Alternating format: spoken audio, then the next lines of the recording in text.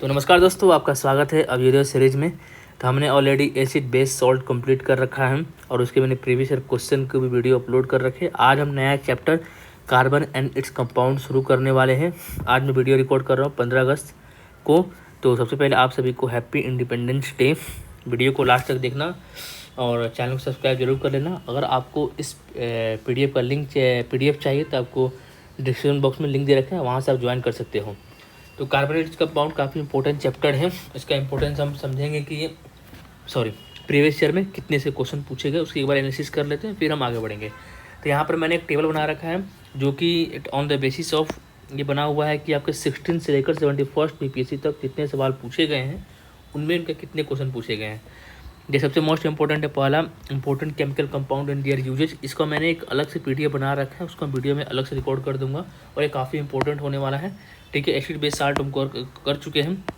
ठीक है, अब देखो यहाँ पर third important topic atomic structure है, इसके बाद हम करेंगे।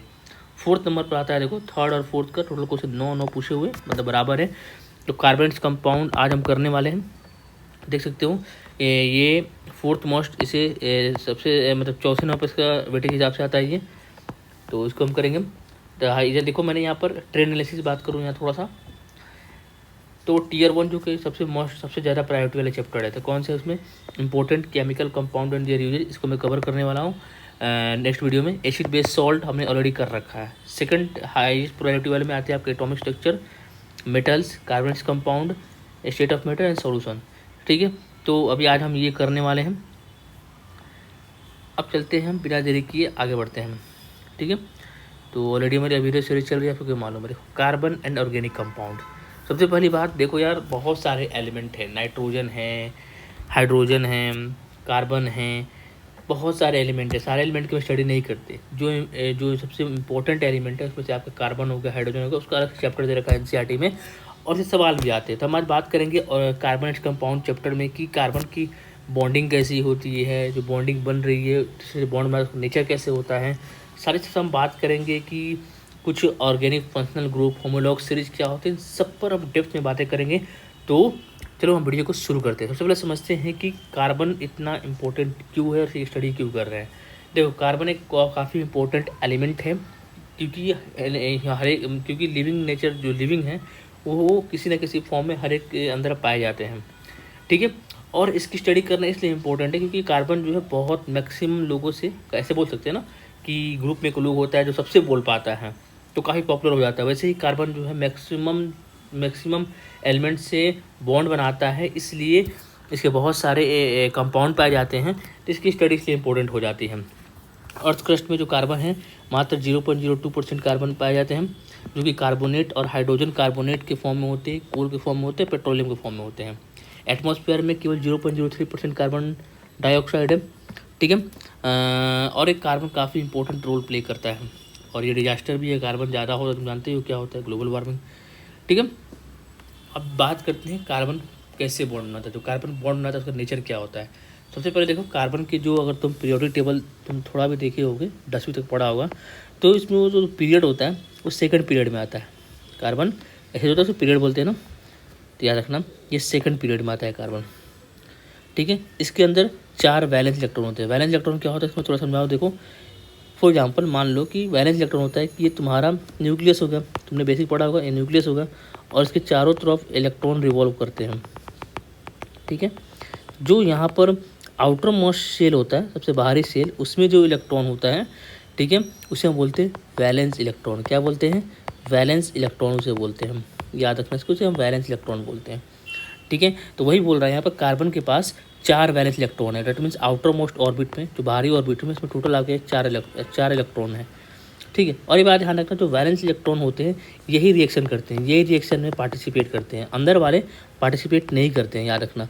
दैट मीन्स जितना ज़्यादा और हरदम जितने, मान लें for example outermost cell में हरदम ट्राई करता है कोई भी एलिमेंट कि उसका जो ऑक्टेट अचीव हो जाए, फिर डुप्लेट अचीव हो जाए।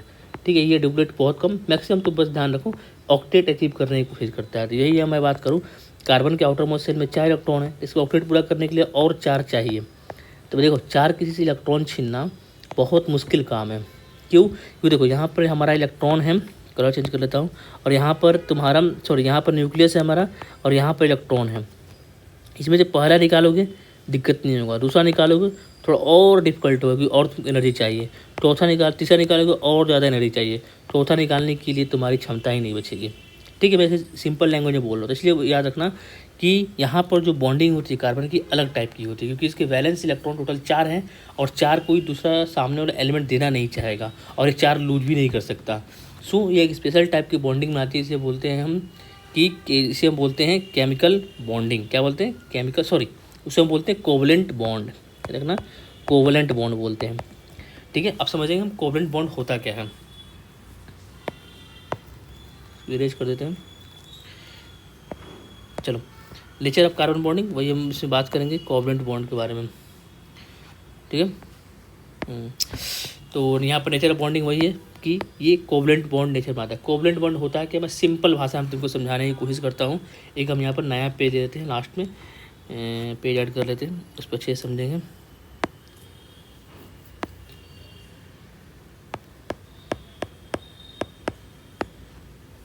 देखो, हम यहाँ पर समझेंगे सबसे पहले कोवलेंट बॉन्ड। अरे यार, कोवलेंट बॉन्ड और एक होता है आयोनिक बॉन्ड। इन दोनों को समझने की कोशिश करते हैं, सिंपल लैंग्वेज समझने की कोशिश करेंगे। ठीक है, और एट द एंड आपको याद ही करना है, बट फिर भी एक बेसिक आइडिया होना चाहिए। देखो, सबसे पहले समझते हैं आयोनिक बॉन्ड क्या होता है। मान लो कोई इलेक्ट्रॉन, कोई एक एलिमेंट है जो ए है और इसके आउटर मोस्ट सेल में टोटल 7 इलेक्ट्रॉन हैं। ठीक है, और एक और सामने इलेक्ट्रॉन है, सामने एक और एलिमेंट है और इसके आउटर मोस्ट सेल में मात्र 1 इलेक्ट्रॉन है। देखो, ये अपना ऑक्टेट पूरा करना चाहेगा, इसको 8 चाहिए, इसको भी 8 होना है। इसके देखो यहाँ 1 है तो आउटर इनर में क्या होगा, यहाँ पर ऑलरेडी 8 होगा। तो यहाँ देखो, जो ए एलिमेंट है वो क्या चाहेगा, कोई मेरे को एक दे दे भाई। और ये क्या चाहेगा भाई, एक कोई मेरा ले ले ताकि मैं ऑक्टेट पूरा हो। तो ऑक्टेट पूरा होते ही वो स्टेबल हो जाएगा। ठीक है, तो ये भी क्या करेगा, एक इसको दे देगा और एक क्या करेगा, इस कंप्लीट ए को एक्सेप्ट कर लेगा। डैट मीन्स यहाँ पर क्या हुआ कि हमारा जो इलेक्ट्रॉन है वो कंप्लीट ट्रांसफ़र हो गया, पूरा इलेक्ट्रॉन गया। फॉर एग्जाम्पल, मान लो कि तुम 4 खिलौनों में खुश रहते हो, तुम्हारे पास 5 हैं, और सामने वाला एक और इंसान है जो कि वो 3 खिलौनों पे खुश रहता है, उसको 4 ही है। 4 खिलौनों पे खुश रहता है, उसके पास 3 ही है। तुम अपना खिलौना उसको दे दो। डेट मीन्स अपना तुमने खिलौना पूरा दे दिया, इसके बाद तुम्हारे जो तुमने इसको शेयर की उसके बीच जो बॉन्डिंग बनेगी उसे हम क्या बोलेंगे, आयोनिक बॉन्ड। क्या बोलेंगे, आयोनिक बॉन्ड। तो आयोनिक बॉन्ड में क्या होता है, तुम्हारा कंप्लीट ट्रांसफ़र ऑफ इलेक्ट्रॉन होता है, कंप्लीट ट्रांसफ़र ऑफ इलेक्ट्रॉन होता है, इस बात का ध्यान रखना। अब समझते हैं कोवलेंट बॉन्ड। कोवलेंट बॉन्ड में देखो कि जैसे एग्जांपल कार्बन के लेते हैं, ये हमारा बीच में न्यूक्लियस होगा, इसके आउटर मोस्ट में 4 इलेक्ट्रॉन हैं। ठीक है, और आउटर मोस्ट में इसका भी यहाँ पर एग्जांपल में डायग्राम बना रखा है, समझाता हूँ। देखो, यहाँ देखो, इसके आउटर मोस्ट में 1 2 3 4 है। ठीक है, अब देखो ये क्या करेगा, इसको 4 है, अरे ऐसे समझे सिंपल यार, छोड़ कार्बन को। ऐसे मान लो, अब यहाँ पर देखो मैं डायग्राम, कार्बन हो गया तो 1 2 3 4। ठीक है, और यहाँ पर मान लो तुम यहाँ पर कोई एलिमेंट ले लो, ऑक्सीजन, 1 2 3 4 5 6। ठीक है, अब देखो यहाँ पर 4 है, इसके पास 6 है। डैट मीन्स अगर ये क्या हूँ कि इसको 8 होना है, 8 होने के लिए ये 4 इलेक्ट्रॉन, 4 ये 8 बन गए, और ये क्या करे, इसका ये 2 इलेक्ट्रॉन ले ले। यहाँ एक्चुअली ले नहीं रहा है, मैं बताने की कोशिश कर रहा हूँ, समझने की कोशिश करो। ये मान लो ए कोई इंसान है और ये कोई बी दूसरा इंसान है। ठीक है, इसको इसको इसको चाहिए एक, मान लेते हैं दोनों ए और बी हैं और इस मात्र एक खिलौना है, एक ही खिलौना है, एक ही टॉय है। लेकिन अब करो तो करो क्या, ये भी जिद कर रहा है, मेरे को भी चाहिए, ये भी जिद कर रहा है, मेरे को भी चाहिए। तो करेंगे क्या, हम क्या बोलेंगे, भाई तुम एक दिन के लिए तुम ले जाओ, एक दिन के लिए तुम ले जाओ। इससे क्या फीलिंग आएगा कि भाई मेरे पास भी खिलौना है, मेरे पास भी खिलौना है, दोनों खुश, बॉन्डिंग बनी। इसे बोलते हैं कोवलेंट कंपाउंड। इसे यहाँ पर एक्चुअली हुआ क्या, शेयरिंग हुआ, ना कि ट्रांसफ़र हुआ। पूरा खिलौना उसको नहीं दे दिया, शेयर किया। वैसे ही जब एलिमेंट आपस में इलेक्ट्रॉन शेयर करते हैं, कंप्लीट ट्रांसफ़र नहीं करते, शेयर करते हैं। ठीक है, देखो मैं दिखा रहा हूँ यहाँ पर, तो ये देखो यहाँ इसके 4 थे, तो ये क्या करेगा, इसके 4 इलेक्ट्रॉन ऐसे करके हो गया, और ये क्या करेगा, इसका 2 ले लेगा। तुम देखो इसका ऑक्सीजन का भी ऑक्टेट पूरा हो गया और कार्बन का भी ऑक्टेट पूरा हो गया। तो यहाँ पर इलेक्ट्रॉन का शेयरिंग हुआ। शेयरिंग मतलब डेट मीन्स ये तुम्हारा बॉन्ड बना, वो कोवलेंट बॉन्ड बना। आई होप तुमको कोवलेंट और आयनिक में डिफरेंस समझ में आया होगा। तो यहाँ ध्यान रखना आपको, कार्बन जो है कोवलेंट बॉन्ड बनाता है, that means sharing of electron होती है। यहाँ लिख रखा है शेयरिंग ऑफ इलेक्ट्रॉन होती है बिटवीन टू एटम्स, ठीक है। क्योंकि 4 इलेक्ट्रॉन लूज करना या फिर 4 के छीनना बहुत मुश्किल काम है। इसका देखो, इसका आंसर तुम ढूंढने जाओगे तो 12th क्लास में तुमको जाना पड़ेगा, क्योंकि उसकी आयोनाइजेशन एनर्जी ज़्यादा चाहिए वगैरह वगैरह। उतने डेप्थ में जाने की ज़रूरत नहीं है। बस इतना ध्यान रखो एक दिमाग में कि जितना ज़्यादा हम अंदर से, मान लो ये हमारा सेल हो गया, यहाँ से इलेक्ट्रॉन, पहला इलेक्ट्रॉन निकालना ईजी होगा, दूसरा निकालना और डिफिकल्ट होगा। जितना पास जाओगे उतना इलेक्ट्रॉन और यहाँ पर जो प्लस चार्ज के बीच में बॉन्डिंग बढ़ना शुरू हो जाएगी, अट्रैक्शन, फोर्स ऑफ अट्रैक्शन बढ़ना शुरू हो जाएगा, फिर से निकालना मुश्किल होगा, ठीक है। तो पॉसिबल नहीं होता है थर्मोडायनेमिकली, या फिर वो चीज़ें उतनी डेप्थ में नहीं जानी है। बस मैं तुमको बेसिक बता दिया, ठीक है। अब आगे बढ़ते हैं, चलो आ जाओ अब। Since the carbon atom is very small, it can not easily accommodate 4 additional electron. देखो कार्बन का साइज काफ़ी छोटा होता है, 4 कोई बाहर ही देगा तो भाई झेल नहीं पाएगा, काफ़ी छोटा है, ठीक है। और अगर मान लो तुम 4 निकालना चाहोगे तो काफ़ी ज़्यादा एनर्जी चाहिए, very large amount of energy, possible नहीं। इसलिए उससे बढ़िया है कि वो शेयर कर ले भैया, शेयर करके नोबल गैस कॉन्फ़िगरेशन। देखो यहाँ पर नोबल गैस कॉन्फ़िगरेशन मतलब वही होता है कि ऑक्टेट पूरा कर ले, आउटर मोस्ट शेल में 8 इलेक्ट्रॉन आ जाए, बस इतना समझ में आ गया। तो सिंपली आप ओवरऑल क्या रखना है, नेचर ऑफ कार्बन बॉन्डिंग कैसा है, कोवलेंट बॉन्ड है। कोवलेंट में क्या होता है, शेयरिंग होती है, ना कि ट्रांसफर ऑफ इलेक्ट्रॉन होता है, डेट्स इट, ओके, ठीक है। तो कुछ इंपॉर्टेंट प्रॉपर्टीज़ क्या है, इंपॉर्टेंट प्रॉपर्टीज ये है कि तुम्हारा कार्बन और हाइड्रोजन के बॉन्ड में जो बॉन्ड होता है, कोवलेंट बॉन्ड होता है, वो कोवलेंट बॉन्ड एक स्ट्रॉन्ग बॉन्ड होता है। और याद रखना है कि जो कोवलेंट बॉन्डेड मॉलिक्यूल होते हैं उनकी मोल्टिंग पॉइंट लो होती है और बॉइलिंग पॉइंट भी लो होती है, ठीक है। और ये बैड कंडक्टर ऑफ इलेक्ट्रिसिटी है, क्योंकि तुम जानते हो इसमें फ्री इलेक्ट्रॉन अवेलेबल नहीं है, सो ये बैड कंडक्टर ऑफ इलेक्ट्रिसिटी होता है। और एक मान लो फॉर एग्जांपल कि जो कोवलेंट मॉलिक्यूल होता है अगर तुम पानी में डालोगे तो वो आयंस में नहीं टूटेंगे, आयंस में नहीं टूटेंगे, डेट मीन्स यहाँ पर ये इलेक्ट्रिसिटी के अच्छे कंडक्टर नहीं है, ठीक है। जब भी तुम्हारा इलेक्ट्रिसिटी के गुड कंडक्टर, डेट मीन्स वहाँ पर आपको फ्री इलेक्ट्रॉन होने काफ़ी ज़्यादा अनिवार्य होते हैं, अदरवाइज वो अदरवाइज करंट फ्लो नहीं हो पाएगा। अब बात करते हैं एलोट्रोप्स ऑफ कार्बन। सबसे पहले समझते हैं एलोट्रोपी होती क्या है। एलोट्रोपी किसी भी एलिमेंट की वो प्रॉपर्टी होती है जिसमें मॉलिक्यूल जो होता है, जिसमें जो एलिमेंट होता है अलग अलग फिजिकल फॉर्म में एग्जिस्ट करता है, लेकिन उनकी केमिकल प्रॉपर्टी सेम होती है। याद रखना, केवल फिजिकल प्रॉपर्टीज डिफरेंस होता है, बाकी केमिकल प्रॉपर्टी सेम होती है। फॉर एग्जाम्पल मान लो ए है और बी है, ठीक है। ए बाहर से दिखने में और ये मोटा है, ये थोड़ा पतला है, लेकिन जो इन अंदर एक कैरेक्टर है दोनों का सेम है, डेट मीन्स ये एक दूसरे के एलोट्रोपी हो गए। वैसे ही ध्यान रखना है, डेट मीन्स पहला सवाल अगर पूछ ले the following properties of allotropes, उसमें ऑप्शन दे रखे कि they have same chemical properties, then it's correct. If they are giving saying that they are same physical property, it's incorrect. ये सवाल आया हुआ है PIQ में, मैं डिस्कस करूँगा आगे, ठीक है। और कार्बन के जो 3 मेजर एलोट्रोप है, केवल 3 नहीं बहुत सारे हो सकते हैं, लेकिन जो मेजर एलोट्रोप है उनके बारे में हम पढ़ेंगे, डायमंड, ग्रेफाइट एंड बकमिंस्टर फ्यूलरिन। तो हम बात करें सबसे पहले डायमंड की। देखो डायमंड में सबसे पहले हम देखो इसमें क्या होगा, डायमंड काफ़ी सबसे हार्डेस्ट मटेरियल है, ठीक है। डायमंड एक्सट्रीमली हार्ड होता है, ट्रांसपेरेंट होता है और पुअर कंडक्टर ऑफ इलेक्ट्रिसिटी है और एक्सीलेंट कंडक्टर ऑफ हीट है, ठीक है। अब देखो यहाँ पर डायमंड के थोड़ा स्ट्रक्चर के बारे में पढ़ लेते हैं हम। Etch carbon atom is bonded with 4, देखो यहाँ पर एक कार्बन एटम है, इससे ये एक कार्बन, 2 कार्बन, 3 कार्बन और एक ऊपर 3D में होता है, ये 4 कार्बन से बॉन्डेड होता है। यहाँ लिखा है each carbon atom is bonded to 4 other carbon atom. और जहाँ भी मॉलिक्यूल, यहाँ सबसे अच्छा एग्जांपल यहाँ बना रखा है, देखो यहाँ पर ऐसे कार्बन है, यहाँ भी कार्बन लगा होगा, यहाँ भी कार्बन लगा होगा, यहाँ भी कार्बन, यहाँ भी कार्बन, तो 3D शेप में है। ये जो स्ट्रक्चर बनता है इस टाइप के, बोलते हैं टेट्राहेड्रल अरेंजमेंट। क्या बोलते हैं, टेट्राहेड्रल अरेंजमेंट बोलते हैं, इसका ध्यान रखना। तो वही यहाँ बोल रहा है कि जो डायमंड होता है वो टेट्राहेड्रल अरेंजमेंट होता है और ये 3D में होता है, इसको ध्यान रखना, ठीक है। और इसमें जो बॉन्ड होता है कौन सा होता है भैया, इसमें बॉन्ड होता है कोवलेंट बॉन्ड, ठीक है। इसका यूजेज क्या है, ये कटिंग की यूज होता है, drilling rocks, cutting tools, jewellery में इसका यूज होता है, इस बात का ध्यान रखना। अगला हम बात करते हैं ग्रेफाइट। याद रखना ग्रेफाइट होता है 2D में होता है, ये डायमंड हमारा 3D में और ग्रेफाइट 2D में होता है, ठीक है। और यहाँ पर इच कार्बन आइटम जो बॉन्डेड 3 अदर्स पे, देखो यहाँ पर एक कार्बन आइटम है, 1 2 और एक नीचे से ये, ठीक है। एंड दैट मीन्स एक कार्बन आइटम, सॉरी यहाँ एग्जाम्पल, इसका एग्जाम्पल 1 2 16, ठीक है। मतलब यहाँ लिखा हुआ है कि each carbon atom is bonded to 3 others by CC bond, ठीक है। फॉर्मिंग हेक्सागोनल, जो स्ट्रक्चर यहाँ बनता है इसे बोलते हैं हेक्सागोनल रिंग बोलते हैं। अब देखो ये लेयर 1 हो गया, ये लेयर 2 हो गया, ये लेयर 3 हो गया। इन लेयर के बीच में भी जो बॉन्ड होता है उसे बोलते हैं, जो फोर्सेस होता है उसे बोलते हैं वॉन डर वाल फोर्सेस।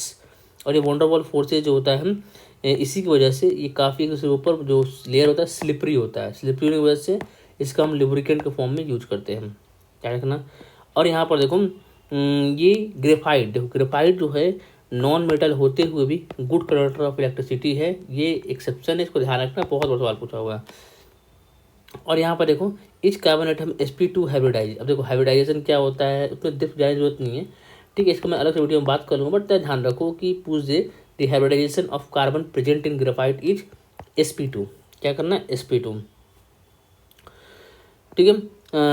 इसमें क्या होता है कि each sp2 hybridize forming 3 covalent bond, the fourth electron remains free and moves between the layers, इसकी वजह से इलेक्ट्रिकल ड्रॉप हो। अब पूछेगा भैया कि ग्रेफाइट नॉन मेटल है बट फिर भी ये गुड कंडक्टर ऑफ इलेक्ट्रिसिटी क्यों है, क्योंकि देखो यहाँ पर हम जानते हैं कार्बन के पास 4 इलेक्ट्रॉन होते हैं। इसमें से क्या होता है कि 3 कार्बन, 3 जो इलेक्ट्रॉन होता है वो तो बिजी होता है, लेकिन जो चौथा इलेक्ट्रॉन होता है वो फ्रीली अवेलेबल होता है। फ्रीली अवेलेबल इलेक्ट्रॉन मतलब क्या होगा कि गुड कंडक्टर ऑफ इलेक्ट्रिसिटी, इस बात का हमें ध्यान रखना है। अगला है बकमिंस्टर फ्यूलरिन। ये तुमने फुटबॉल देखा होगा, एग्जैक्टली फुटबॉल शेप का ही होता है, ऐसा कुछ दिखने में होता है। ये बनता कैसे है, जब हम fullerene produce by heating the graphite, देखो ग्रेफाइट को जब हम हीट करते हैं इलेक्ट्रिक आर्क में इनर्ट गैस के प्रेजेंट में, जैसे हीलियम और आर्गन, तब हमारा क्या बनता है बकमिंस्टर फ्यूलरिन बनता है, ठीक है। ये इलेक्ट्रोप ऑफ कार्बन में 60 कार्बन एटम होते हैं, इसलिए 660 से भी रिप्रेजेंट करते हैं। Arrange in spherical case like structure, बिल्कुल ऐसा फुटबॉल लाइक स्ट्रक्चर होता है, ठीक है। ये एक डार्क कलर सॉलिड होता है रूम टेम्परेचर पर, और इसका नाम इसलिए पड़ा क्योंकि इसका जो स्ट्रक्चर है वो जियोडेसिक डोम डिजाइन से मैच करता है इसलिए इसका नाम इससे पड़ा।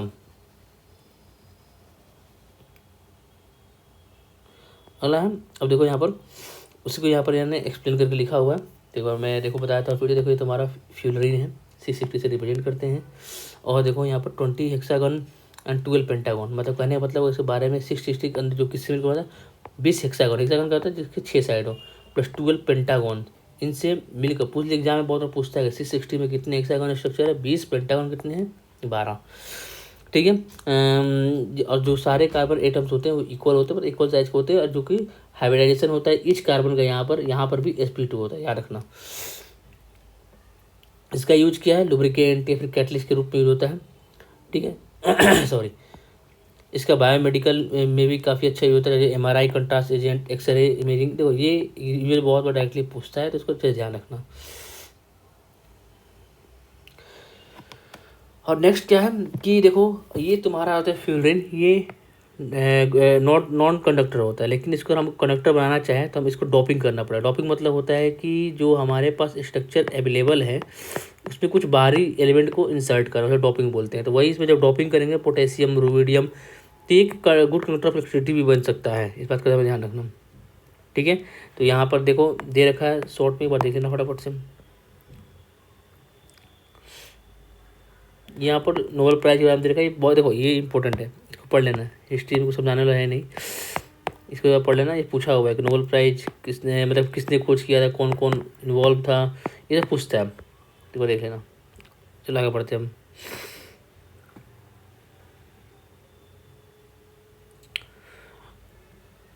अगला है, अब हम बात करते हैं कि कार्बन की नेचर क्या होता है, कार्बन जो होता है वो किस टाइप का बॉन्ड बनाता है, उसका प्रॉपर्टी क्या है, इसके बारे में बात करते हैं। सबसे पहले देखो tetravalent nature, that means carbon जो होता है उसकी वैलेंसी 4 होती है, जिसकी वजह से ये तुम्हारा टोटल 4 बॉन्ड बना सकता है, ठीक है। 4 बॉन्ड बना सकता है,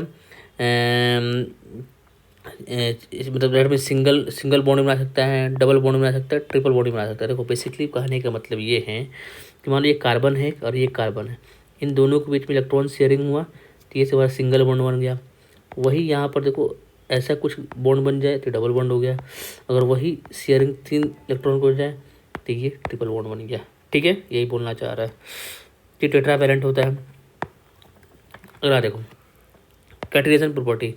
कैटेनाइजेशन मतलब होता है कि देखो ऐसा बोल सकते हैं कि जब एलिमेंट अपने आप से बॉन्ड बनाए, ठीक है, अपने आप से लिंक करना शुरू कर दे, कार्बन कार्बन, नाइट्रोजन नाइट्रोजन, इसे बोलते हैं कैटिनेशन प्रॉपर्टी, मतलब इस एलिमेंट के पास कैटिनेशन प्रॉपर्टी है। ठीक है, ये सेल्फ लिंकिंग प्रॉपर्टी है। ठीक है, खुद से तुम्हारा long chain, branch chain, structure ring कुछ भी बना सकता है, मतलब कहने मतलब कि खुद से अटैच हो सकता है, खुद से खुद का बॉन्ड बना सकता है। That is called catenation property. तो काफ़ी अच्छा कैटिनेशन प्रॉपर्टी शो करता है कार्बन, इसलिए इसके जो कंपाउंड है वो ज़्यादा पाए जाते हैं। इसका रीज़न क्या है, क्योंकि ये छोटा साइज का होता है और यहाँ पर जो कैटिनेशन के बाद जो बॉन्ड बनते हैं काफ़ी स्ट्रॉन्ग होता है, क्योंकि कोई भी एलिमेंट, कोई भी कंपाउंड हरदम चाहता है कि उसके बीच में जो बॉन्ड हो वो स्ट्रॉन्ग बने। और रियल लाइफ में भी कोई बॉन्ड होता है, कोई कौन क्या चाहता है कि वो स्ट्रॉन्ग हो। और एक टेट्रावैलेंट नेचर है, दैट मीन्स 4 इलेक्ट्रॉन शेयर करने की क्षमता रखता है, तो दैट मीन्स इसकी कैटिनेशन प्रॉपर्टी भी ज़्यादा होती है इन 3 रीजनों से। इस बात का ध्यान रखना। सॉरी, ठीक है। अब देखो वही यहाँ पर लिखा हुआ है, सिंगल डबल ट्रिपल बॉन्ड बना सकता है, कोवलेंट बॉन्ड बना सकता है। होमोलोगस सीरीज क्या होता है अगली वीडियो में बात करेंगे, फंक्शनल ग्रुप के बारे में हम अगली वीडियो में बात करेंगे। अब यहाँ पर देखो यहाँ पर हम बात करेंगे saturated and unsaturated carbon compound. देखो सैचुरेटेड कार्बन कंपाउंड क्या होता है कि अब पहले समझो, सैचुरेटेड कार्बन कंपाउंड मतलब ये हुआ ना कि जब क्या होता है कि जो भी बॉन्ड बनता है, कोई भी कंपाउंड, नॉर्मल बात करते हैं, कोई भी मान लो ए है और बी है और इनके बीच में केवल एक सिंगल बॉन्ड है, जिसे बोलते हैं सैचुरेटेड। क्या बोलेंगे? सैचुरेटेड। लेकिन जैसे ही उसमें कोई एक सिंगल का एक और बॉन्ड आ जाए, उसे बोलते हो कि अब वो अनसैचुरेशन हो गया, उसे बोलते हैं अनसैचुरेटेड बॉन्ड। तो वैसे ही कार्बन में है सैचुरेटेड कार्बन बॉन्ड कंपाउंड क्या बोलते हैं? अल्केन्स बोलते हैं। ठीक है, अल्केन्स क्या होता है? Alkanes are open chain hydrocarbon containing only single bond. Alkane क्या है? अल्केन तुम्हारा ओपन चेन हाइड्रोकार्बन का मतलब क्या हुआ यहाँ पर? Open chain hydrocarbon. Open chain hydrocarbon simple मतलब है, मान लो कि ये कार्बन है, कार्बन है, कार्बन है, कार्बन है, कार्बन है, कार्बन है, कार्बन है, कार्बन है। देखो यहाँ पर एक क्लोज चेन बना, रिंग बन गया, एक क्लोज चेन हो गया। लेकिन वही मैं अगर सिंपली मैं बात करूँ, वही मैं अगर बात करूँ आपसे कि ये let's suppose carbon carbon carbon bond बनाया ये, तो ये कहीं भी रिंग नहीं बना, ये क्लोज चेन हो गया। तो वही बोल रहा है यहाँ पर कि सैचुरेटेड कंपाउंड क्या होता है? अल्केन होता क्या है? अल्केन बेसिकली एक ओपन चेन हाइड्रोकार्बन होता है, जिसके अंदर केवल सिंगल बॉन्ड होता है, उसे हम बोलेंगे अल्केन। याद रखना, केवल सिंगल बॉन्ड। और जो CH4 इसको बोलते हैं मीथेन, वो पहला मेंबर है इस फैमिली का। और इसका जनरल फॉर्मूला क्या होता है? C4H, यहाँ गलत लिखा हुआ है सर,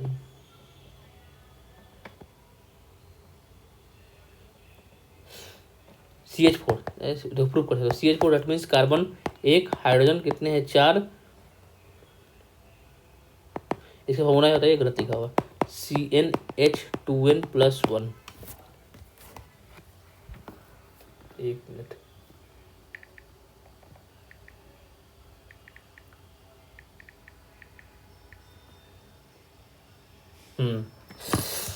CN, एक बार मैं कंफर्म कर रहा था ना, बहुत दिनों का पढ़े हुए, थोड़ा सा दिमाग उतर रहा था, बट ठीक है चलो। तो यहाँ जनरल फॉर्मूला क्या था? CnH2n+2। दैट मीन्स अगर तुम मान लो कोई पहला जो कंपाउंड है मीथेन है, CH4, कार्बन अगर 2 होता है तो इथेन होता है।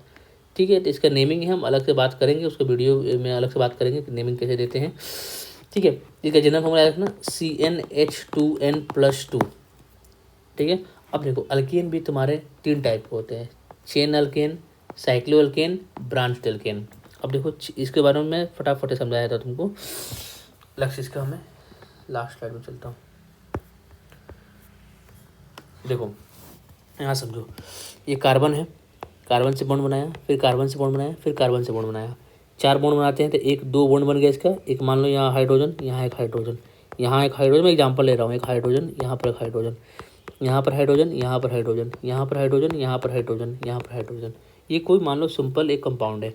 तो यहाँ पर क्या है कि ये स्ट्रेट चेन है, क्योंकि केवल स्ट्रेट फॉर्म में ही तुम्हारे यहाँ पर कार्बन है, कार्बन का कोई ब्रांच नहीं है। ठीक है, दैट मीन्स यहाँ पर कार्बन जो है, सारे कार्बन सेम लाइन में है, तो इसे बोलते हैं हम, क्या बोलते हैं? Straight chain. 3 टाइप होते हैं अपने।